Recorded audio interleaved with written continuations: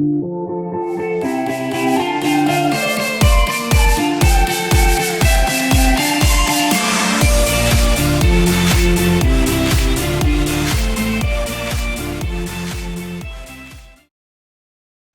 improvement. It's a term we hear all the time, whether that's in relation to our cars, our bodies, or even our chosen football or rugby team. These are things that many of us hold dear, and we want to see them improve constantly. But how often do we think about performance improvement when it comes to our work? Possibly when it's time for our annual appraisal, but it's something that we are not necessarily constantly attuned to. We're not always looking to get the optimum levels out of our work on an everyday basis. When we do, the results are outstanding. And how do I know this? Because it just so happens that I have two performance improvement experts with me today, whose job it is to ensure that their energy sector clients are practicing performance improvement on a daily basis and thus reaping the rewards. Before I introduce them though, I just thought I would share a wee bit of a background as to why Exceed has decided to publish some broadcasts for you. This is just the first in a series. And why is it a series? Because improvement isn't an overnight, one-hit kind of topic. There are so many ways to approach performance improvement. And whilst my colleagues speaking today focus upon the global energy sector, they also know perfectly well that the potential for intra-sector or cross-sector learning is vast. So over the coming weeks, you'll continue to hear from us, but we'll also be bringing others into the conversational mix, and we're aiming to learn just as much as we hope you will. So I've set the scene, and now it's time to introduce our experts. We have Tim Wigham, Head of Performance Improvement at Exceed, and his Operational Excellence colleague, Murray McMillan. So firstly, good morning, Tim. How are you doing? Morning, Rachel. Very well, thanks. Good to be here. It's been a long old year, hasn't it? And it's been the most bizarre year, yes. I guess you feel the same, Murray. Absolutely, it's been a long year, although it's hard to believe it's October already. Yeah, I'm looking at my Christmas decorations, that's all I'm saying. So yes, 2020 for you guys, you've been working, but it's not been a normal work environment for any of us. How have you felt, that performance perhaps has been affected one way or another by the differences that everyone's been going through? Well, one of the cliches or catchwords, if you like, that's been used a lot this year has been pivot. And it's felt as though we've needed to pivot perhaps domestically as much as professionally. So the whole COVID pandemic, along with some other key turning points and events this year, thinking the US election, thinking this whole conversation around digitalization and the energy transition, it definitely feels like a pivotal year. And what I find interesting is that 2020, for some reason, was always on the horizon for the last several years. Maybe because it's a catchy number, 2020. We talk about 2020 hindsight, 2020 foresight.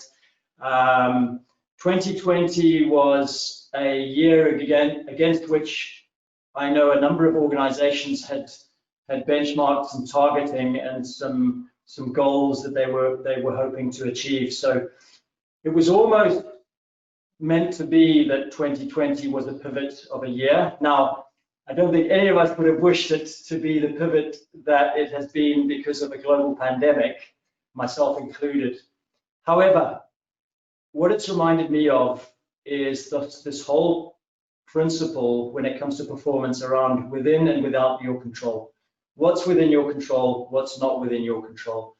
And when you have any conversation with a coach, so myself and Murray have been involved in coaching for a long time, but if you listen to sports coaches and leaders, business coaches and leaders, often it comes back to this principle of what can you control and what can you not control. And so what's happened during this COVID period, from my observation, is that there have been some who have perhaps been like a deer in the headlights, caught in the headlights, not sure what to do, holding pattern, waiting for something to happen, waiting for someone to tell them what to do, playing the victim, dare I say it, and basically not going anywhere fast.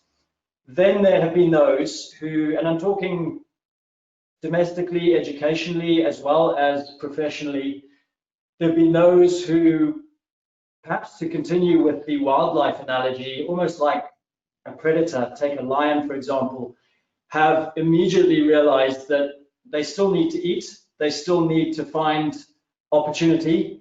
So they've immediately looked at new opportunities. And, you know, this idea that within chaos, or when things change, there is always opportunity.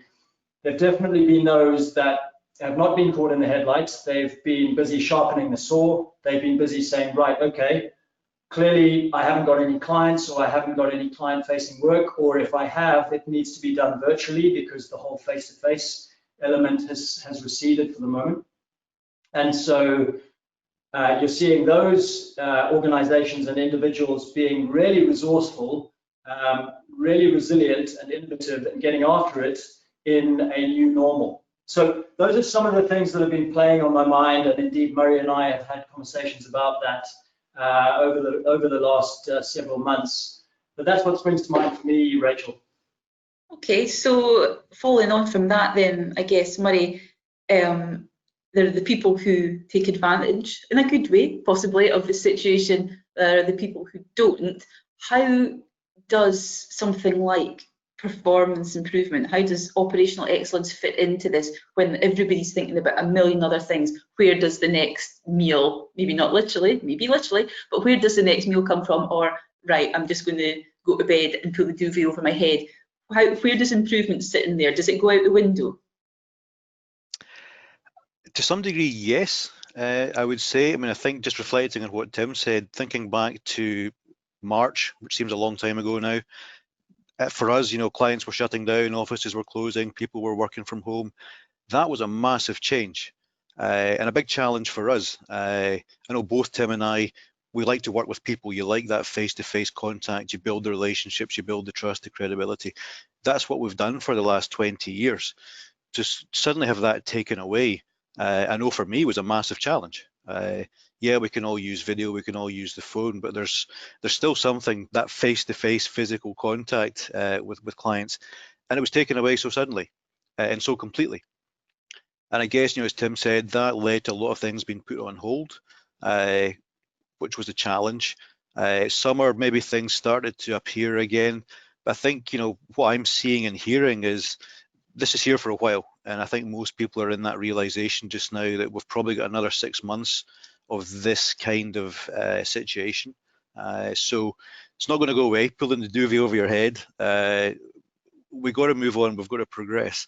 And I think, you know, you asked about the ops excellence improvement part of it. I think reality is, and we've seen it before, you know, it's, especially oil and gas is a very cyclical industry. We've been through downturns and changes before. The sad truth is continuous improvement, performance improvement is quite often something that is dropped when times are hard and money's tight. It's one of the things that gets dropped, which is actually counterintuitive because it's probably the very thing you should keep going. And I know, you know, Tim and I have been doing a lot of work over these last few months that as organizations change, yeah, for sure, everybody's having to work differently. And like I say, it's going to continue for a while. The very best resource you have, the very best assets you have are your people. They're the ones that know how to, you know, how to tackle this, how to improve, how to change, what costs we could go and tackle, or where we could find some other opportunities. So I guess a frustration for us is it's almost the perfect time for performance improvement. The challenge is organizations are trying to save money, but do this, do it right, will pay huge dividends. And we're starting to see that. I think as organizations realize this is not a 2 or 3 month restriction, it's going to be here for a while, probably to the middle of next year at least. We've got to move on. We've got to do things differently. And you're going back to some of Tim's analogies, there'll be those that maybe stand at the sidelines and watch, and there'll be those that grab the ball and run and go forward. And for us, yeah, the ones that are keen to, you know, drive forward and look for innovative ways to progress, we're here, you know, and we've got some great ideas, some great approaches, which really nothing has changed to what we've always done apart from that face-to-face contact. But there's still, you know, the same beliefs that unleashing the potential, your people are your asset, that hasn't changed. That's still here, and it's still what drives us every day. Okay, so you putting the sort of any sort of cost savings that companies are looking to make aside, if a company does decide, say at board level or whatever level, that yes, now is the time to sort of utilise any sort of maybe downtime or quieter moments to make sure that we are up to speed with our performance improvement and how we actually deploy any plans to that in that perspective. How do you make sure that the people who you're actually going to be dealing with on a day-to-day basis are engaged in it? Because I know that there's a lot of folk just now worried about their jobs, generally just worried about they don't even know what. There's a sort of a cloud hanging over, I think, all of us to an extent. There's this sort of unknown stress. So is that the right kind of frame of mind for people to be in, to start thinking, right, I've got to start thinking about how I work at an optimum level? Do you think there's a bit of resistance, or do you think people think, thank God, yes, this looks like something I really want to get my teeth into? Well, if I take that one on first, Rachel, I think you're spot on. You have to have empathy during this time and put yourself in the shoes of others, because we're not all in the same situation. I think that's a very important point to make. And so it's not about not trying to help others succeed and not caring about those in different predicaments. I think that's very important to make that point. Another element of what you were saying there is you could perhaps break it into two. You can look at this organizationally and you can look at it individually. If you're an individual who's been let go or is looking for work, then what we were saying earlier about sharpening the saw individually is important. Now, if you have to manage expenditure because you haven't got money coming in at the moment, so you've got to put food on the table for your family, then you're going to have to be resourceful in terms of what you can do at a relatively low cost. I think that's unfortunately the situation. However, that doesn't mean that there's not a lot of free information out there that can help you improve your skill set, improve your mindset, and help you become ready for when the market improves again, when the economy strengthens again. Organizationally, it's a similar principle. So what can you do during a flat spot, a flat period, a period during which activity has been constrained because of the prevailing pandemic and how we get to grips with logistics, travel, managing health and safety when there's a virus going around. So organizationally, what can you do? Well, it's the same principle. It's about sharpening the saw. It's about training. It's about competence. It's about internal capacity building. So rather than sitting there waiting for something to happen at a government level and for new policy to be rolled out and new direction to be given from above, so to speak, I think whether you're an individual or an organization, it's an opportunity to say, okay, what can we do to make sure that we are better than yesterday? We're as prepared as we can be for when the pandemic becomes a little bit more under control and we start going back to work, depending on what industry you're in. And so if we think about upstream energy and oil and gas, which is the industry that Murray and myself have been supporting over the last several decades, then it's getting to grips with the revised travel and health and safety and logistics protocols that are in place. It's doing those as efficiently as possible for your workforce. It's addressing the anxiety that the people will be feeling. And Murray mentioned quite rightly earlier that our people are most important to our success. So how do we address any anxiety and make sure that teams feel that they're being looked after, that their safety is a priority, that COVID is under control, and no one is put at unnecessary risk when it comes to the pandemic. Equally, as you guys have mentioned, the economy needs to continue forward. And at a government level, at an organizational level, at regional levels, this conversation is playing out as we're seeing on the media. It's balancing the need to keep the economy moving forward against the need to keep people safe. We understand that. So coming back to your question, Rachel, what can individuals and organizations do? Well, it's about not sitting still. It's about accepting that you can still make progress. It doesn't necessarily have to cost a huge amount, because you're right, people are concerned about cost if they don't have money coming in. Make yourself better, make your department better. Look at what competence development you can do. Look at what training you can do. Look at what you can learn online. Look at what collaboration you can do with all the virtual platforms that we have available to keep in touch with people. As Murray rightly said, even though we're not face-to-face, doesn't mean that the habits and rituals and methods of working together aren't just as important. So even though we're talking through a video camera and on a microphone, doesn't mean that we can't still collaborate and can't still coordinate progress. And you know, progress is really good for morale. It's really good for a sense of belonging. And those elements are fundamental to teamwork. And if you want the team to be ready for when we go back to work, whenever that is, we need to maintain those disciplines that promote it. Yeah, that makes perfect sense, actually. And something that I think you said at the beginning there, and I'm a way to put you on the spot here, Murray, sorry. But you talked about the fact that you guys have been involved in this for decades. And even earlier on, you mentioned, I think, Murray, that the upstream energy industry has gone up and down along those decades. So you'll have seen not this situation, but you've seen similar situations in terms of our industry and the sort of the effects that outside influences have had on it. So can you maybe, and I'm sorry, so I'm putting you totally on the spot here, but can you think of an example, and you can name names or not name names as you want, where the industry was in a similar, if not even more depressed situation, where ops excellence, performance improvement was taken on board, was embraced by a company or a particular individual, and what difference that made? Because I think it's all very well, we're saying, well, ideally you want to do this, and this is how people should react in a situation, but how have they actually reacted in a situation like this before? You are putting me on the spot. I know, sorry.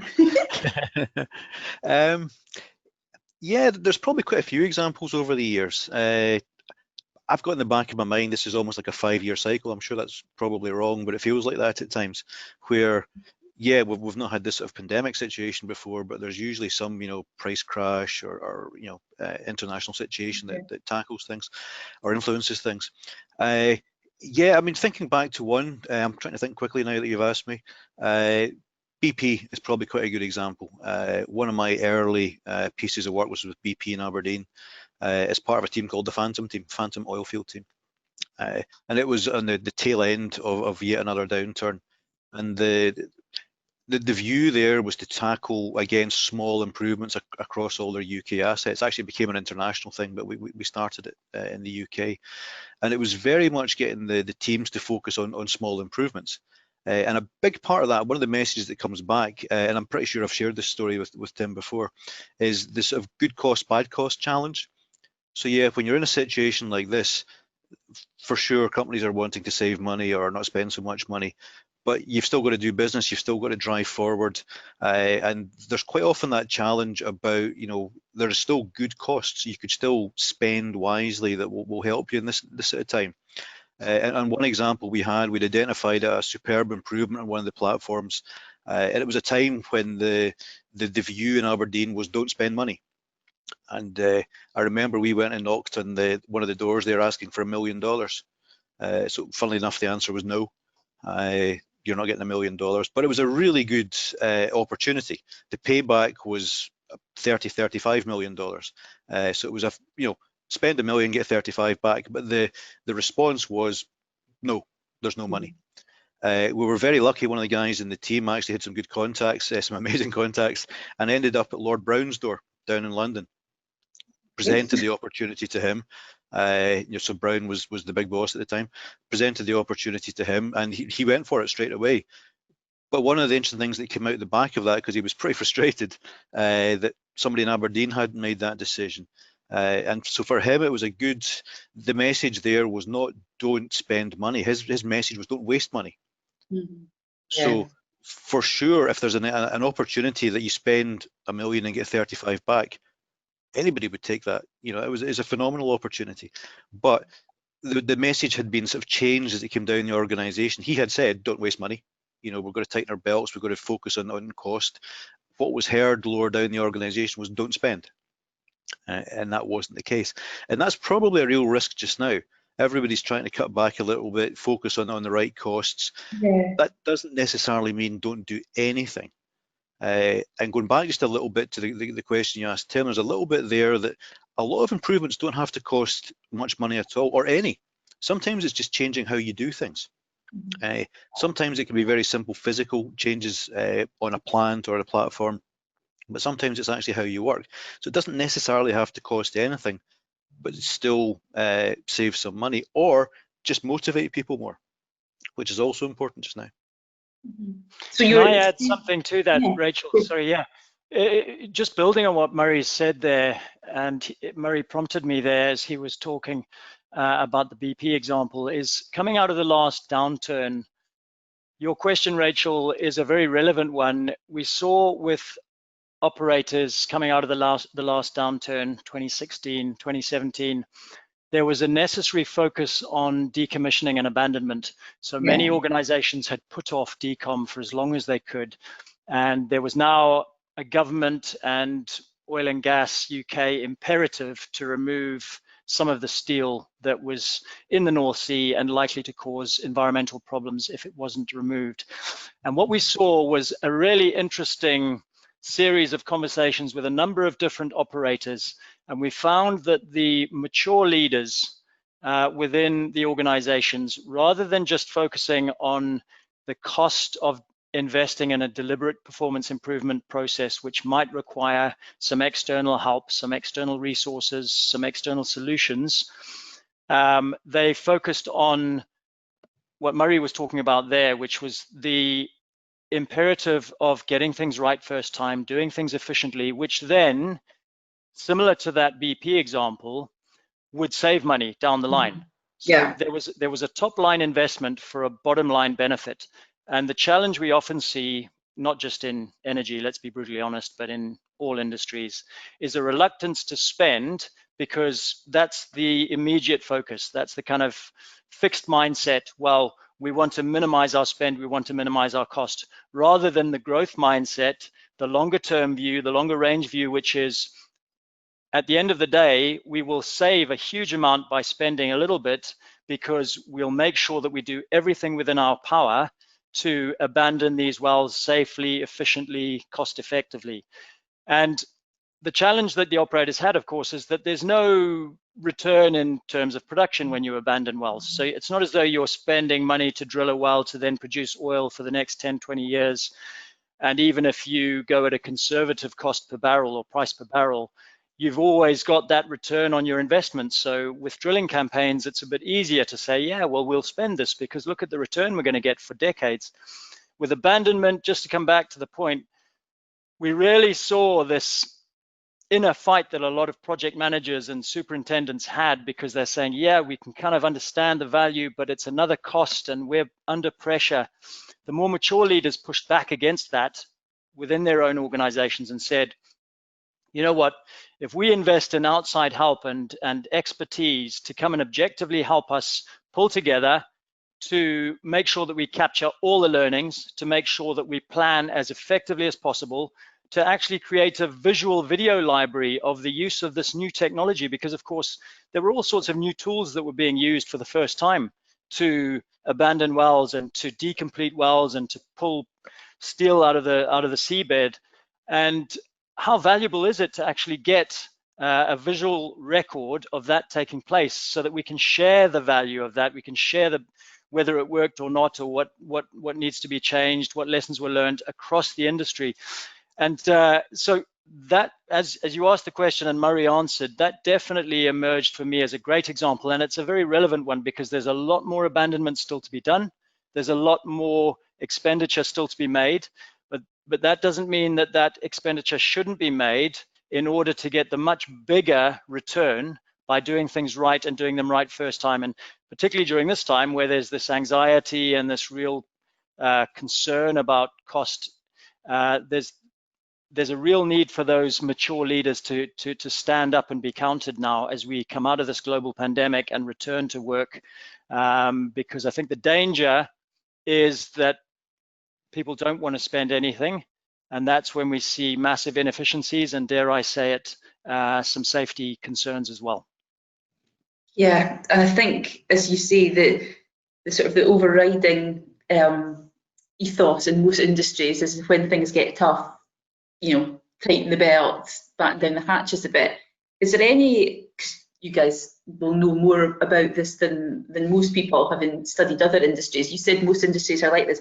Are there any industries that you think are more sort of conditioned towards that sort of speculate to accumulate kind of mindset, or is there any cultures? Like, from my pretty basic knowledge, I'm quite aware that the Japanese are very much into a culture of continuous improvement. Could be incremental, tiny improvements every day, but the idea is that that then builds up into a big improvement at the end of the day. So yeah, have you, just in your experience, have you come across different areas of the world that are more inclined to do this than others, or? Murray? Yeah, I'll take that one. Do you know, actually, even within oil and gas, there's a lot of examples. I think my experience over the years is your traditional upstream, so offshore platforms, are probably the poorest at tackling some of this sort of stuff. Having seen, I've been very lucky over the years to work in various parts of oil and gas. Refining has actually always been pretty good. They work to very, very tight margins and typically have a superb focus on improvement and efficiency. Chemicals actually to a large extent as well. And so they typically leave traditional upstream lagging. And I think some of that's historical. I mean, it's just my opinion, so I'll probably get shot down. When oil prices were high, well, I think partly oil prices are high, companies are making lots of money. You actually didn't have to be that good or that efficient, and you still made loads of profit. So I think a lot of operators got a little bit complacent. And every time there's one of these cycles, one of these changes, a bit of reality strikes and we get better and better. And it has definitely been improving over the years. There's no doubt about it. But to some extent playing catch up with other industries. So there are a lot of good examples within oil and gas. Other cultures, yeah, to some extent. I mean, Exceed and elsewhere, we've worked with a lot of international clients. And it'll be interesting to get Tim's perspective on this. Certainly mine, having worked in places like, you know, Algeria, Jordan, places like that, where you're working with local nationals in the workforce. My experience of them is they're typically very, very good. They're very keen to engage in stuff like this. And even using Algeria as an example, worked in a gas plant in Algeria for a few years out in the middle of the Sahara Desert. A lot of the young techs, the guys on the plant, all of them had a degree. Every single one of them had been to university and had a degree. They didn't have a huge amount of experience, so there were quite often expats there to guide them in the right direction. But they were very clever and very hungry and very keen to improve, and had a much faster sort of improvement curve than, certainly for me, that I'd seen in the UK. So certainly some cultures are very quick to adopt this stuff, are very keen, and will come up with some phenomenal ideas. And I'm sure it's true in other countries. I'm sure Tim's seen the same elsewhere. Completely agree, Murray. We're supporting a client in Mozambique at the moment.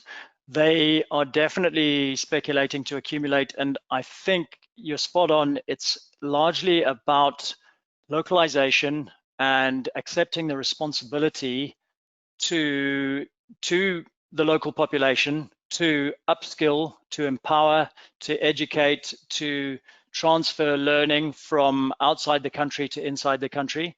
And we've seen that pay dividends, as you say, Murray, in Africa, elsewhere. So in Ghana, we supported a client there for 6 or 7 years on numerous offshore rigs and onshore. And during that time, we not only helped the team to realize massive improvements in efficiency and safety, but also to empower and transfer responsibility to a previously fairly inexperienced workforce in terms of oil and gas. The one other example that I wanted to throw in answer to your question there, Rachel, which is a great question, is the sports industry. If you look at professional football, which you're a fan of. I'm a huge fan. I love sports analogies. And just by the by, actually, I thoroughly recommend the Netflix series, The Playbook, which one of our Exceed coaches recommended to me. And I watched it from start to finish. There's 5 episodes. It was like intravenous inspiration for me. It was basically the likes of Jose Mourinho and others talking about their playbook, their principles for success. And when you talk about speculate to accumulate, I definitely think you can look at international football at the highest level, including the English Premier League. You look at the amount they pay for players, and no matter what we think about the amounts that these players get paid per week, per month, per year, the principle definitely applies. So you might be spending tens, if not hundreds of millions on a player.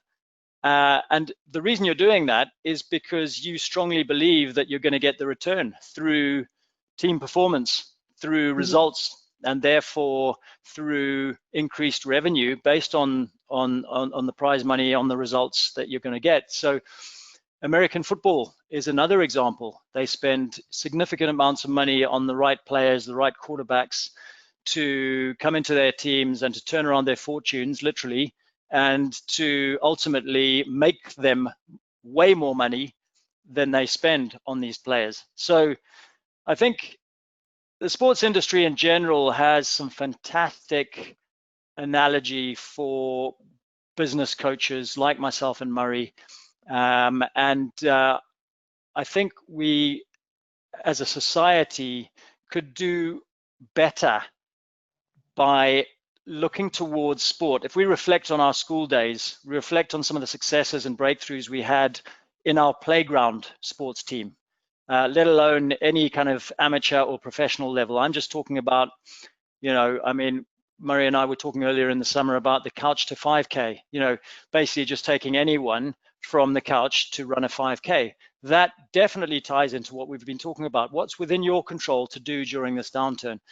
And my point being that if more of society looked towards the ethos of amateur sport and professional sport, not all of it, there are some bad examples, 100%, but in many cases, if we took some of the lessons learned and some of the leadership lessons from that environment and brought them into the workplace, we would benefit. That's my belief.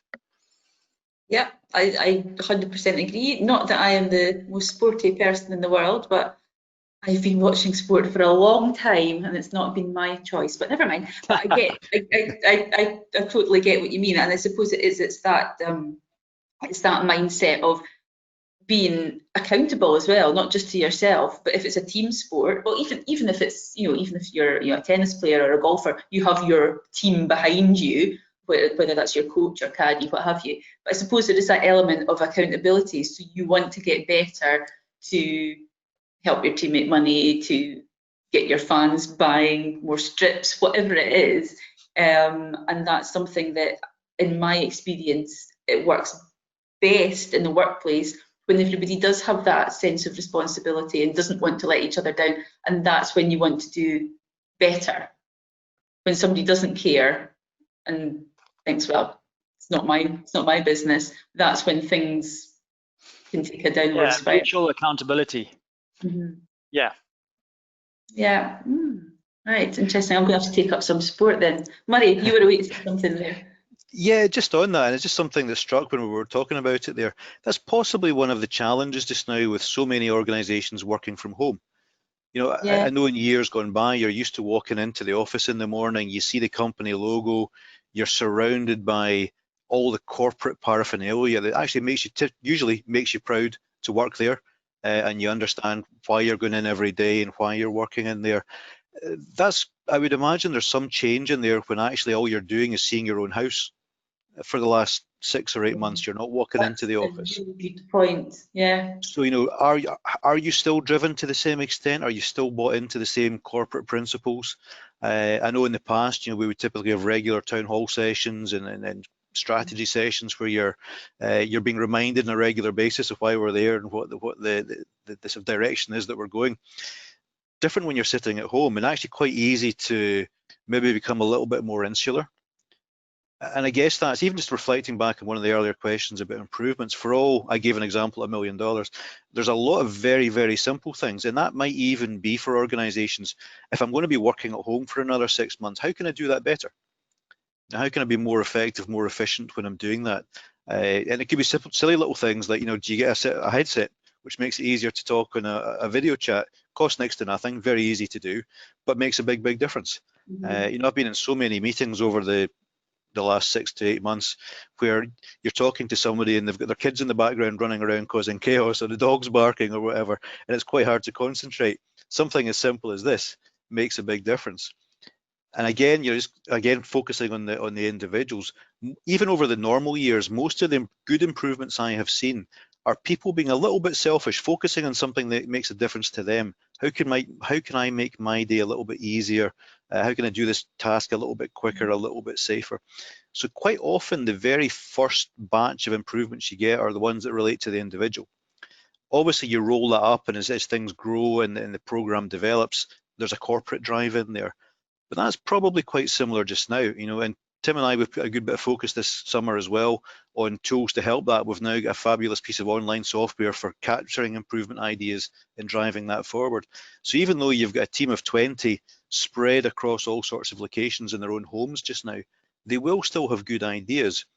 But certainly what I'm hearing is not many organizations are doing much with that. So again, coming back to an earlier part, now is almost the perfect time to be doing improvement activities, because this doesn't look like it's going to change anytime soon. No. And I Let's suppose get these ideas and let's drive them forward. Sorry, Rachel. yeah, we've had that first sort of 6-7 months of, the first sort of 2 or 3 months, I think everybody was just trying to work out how to shift and how to work from home, and how to get their head around the very many different platforms we all have to use every day to speak to each other. And we've kind of got through that stage. So as you say, this is actually perfect timing for people to start thinking, how can I make this better? And you're right, I can think of that within my own small company. There's 9 of us, and some of the changes that we've made to how we work have been inspired by just one of us who said, stuff this, I'm fed up of having a sore back, I'm going to do such and such with my chair, or I'm going to move to this area. And you think, yeah, I could do that too. So I suppose it's even little bits like that, and they're all fundamental to performance, aren't they? Your general physical, mental comfort when you're at work, and I suppose the ability to think that somebody else is thinking about how things could be better, not just for them but for you as well. So yeah, I guess yes, this is the perfect time for this kind of conversation, perfect time for this series of podcasts. It's almost like we'd organised it to be like this. So I think probably is now a good time to wrap up. We've been chatting away for about 45 minutes. And obviously, to those who are listening, as you can tell, this isn't one of the many webinars that have been going about over the past few months. This is not a Q&A kind of session. But obviously, please be assured that Tim, Murray, and the rest of the Exceed team are there to answer your questions at any time. Drop them a line, give them a buzz. The contact details are on the Exceed website. And we will be back in due course with the next in this series. And I don't know, it may focus on sport. It may focus on how to get your chair comfortable when you're sitting down to work in your dining room. Whatever it will be, we'll make sure that you guys know well in advance so that you can sign up and listen. So thank you very much, everybody, and we'll see you soon.